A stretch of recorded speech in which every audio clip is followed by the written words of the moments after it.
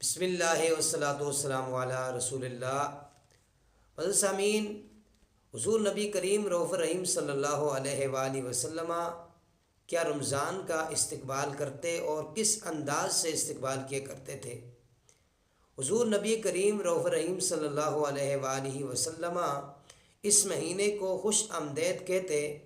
اور بڑے اہتمام سے اس کا استقبال کرتے۔ چنانچہ نبی کریم رؤوف رحیم صلی اللہ علیہ وآلہ وسلم کا فرمان ذیشان ہے کہ حضور نبی کریم رؤوف رحیم صلی اللہ علیہ وآلہ وسلم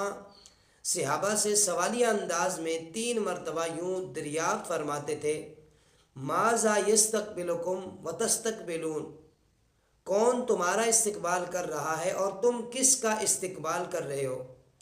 جب نبی کریم رؤوف رحیم صلی اللہ علیہ وآلہ وسلم نے یہ جملہ ارشاد فرمایا تو حضرت عمر فاروق رضی اللہ تعالیٰ عنہ عرض کرنے لگے: یا رسول اللہ صلی اللہ علیہ وسلم، کیا کوئی وحی اتر رہی ہے یا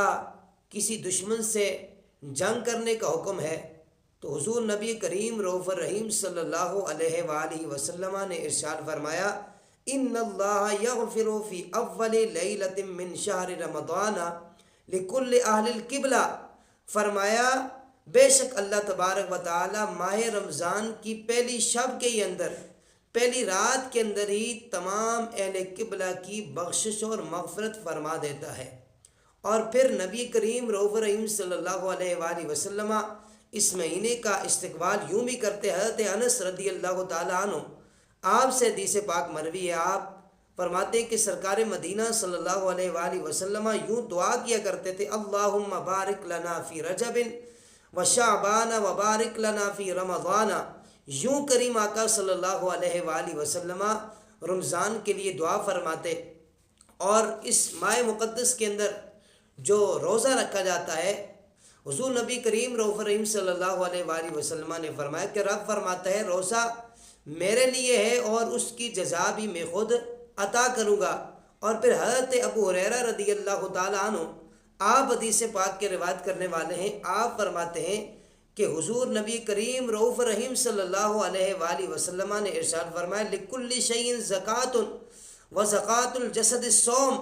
فرمایا ہر چیز کی کوئی نہ کوئی زکوٰۃ ہوتی ہے اور جسم کی زکوٰۃ روزہ ہے۔ یہ عظیم ماہ مقدس آ رہا ہے، اللہ تعالیٰ کی بارگاہ میں دعا کرتے ہیں کہ اللہ تبارک و تعالیٰ اس ماہ مقدس کے ادب اور احترام کرنے کی توفیق نصیب فرمائے اور اس عظیم مہینے کے اندر ہمیں اپنے گناہوں کی معافی مانگنے کی توفیق نصیب فرمائے۔